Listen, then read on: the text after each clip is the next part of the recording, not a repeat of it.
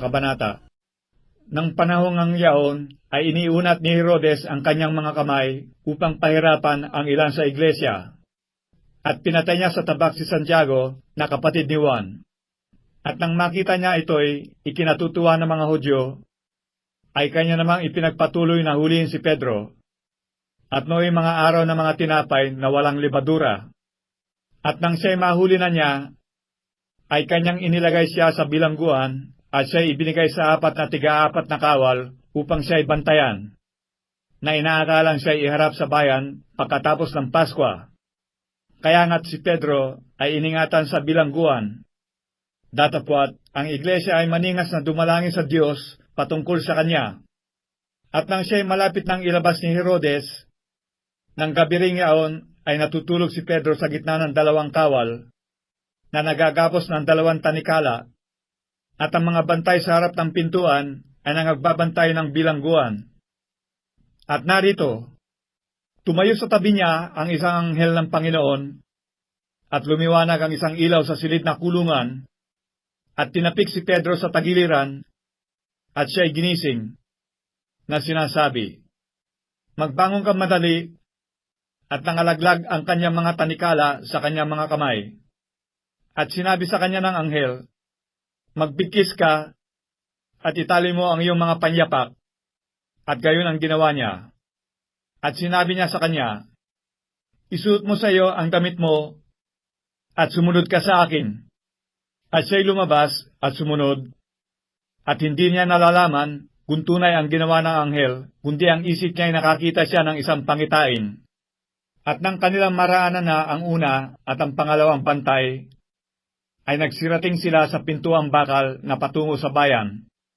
Nakusang nabuksan sa kanila, at sila'y nagsilabas, at nangagpatuloy sa isang lansangan, at pagdakay, humiwalay sa kanya ang anghel.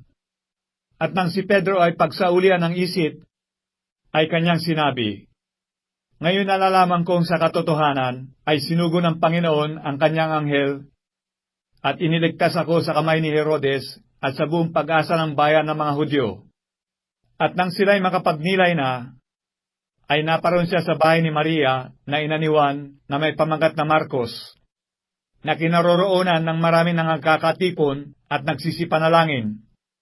At nang siya'y tumuktok sa pintuan daan, ay lumabas upang sumagot ang isang dalagang nagngangalang Rode. At nang makilala niya ang tinig ni Pedro, sa tuwa'y hindi niya binuksan ang pintuan, kundi nagtakbo sa loob, ipinagbigay alam na nakatayo si Pedro sa harap ng pintuan. At kanilang sinabi sa kanya, "Nauulol ka." Datapwat, buong tiwala niyang pinatunayan na gayon nga, at kanilang sinabi, na yaoy kanyang anghel. Datapwat, nanatili si Pedro ng pagtuktok, at nang kanilang buksan, ay nakita nila siya, at sila'y nangamangha. Datapwat siya, nang mahudyatan sila ng kanyang kamay na sila'y tumahimik, ay isinaysay sa kanila kung paanong inilabas siya ng Panginoon sa bilangguan. At sinabi niya, "Ipagbigay alam ninyo ang mga bagay na ito kay Santiago at sa mga kapatid." At sila'y umalis at napasa ibang dako. Nang mag-uumaga na, ay hindi kakaunti ang kaguluhan nangyari sa mga kawal tungkol sa kung ano nangyari kay Pedro.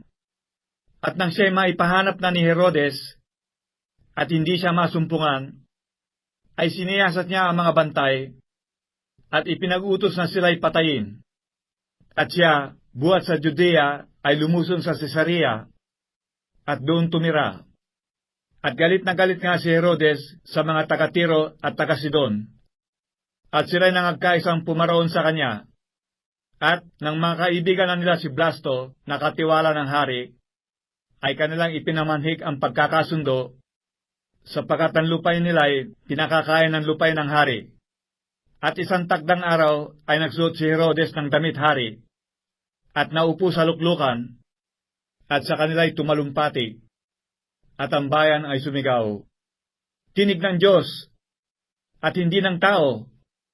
At pagdakay, sinaktan siya ng isang anghel ng Panginoon, sapagkat hindi niya ibinigay ang kaluwalhatian sa Diyos, at siya'y kinain ng mga uod at nalagot ang hininga.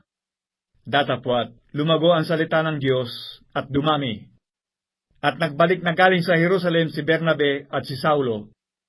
Nang maganap na nila ang kanilang ministeryo, na kanilang isinama si Juan na may pamagat na Marcos.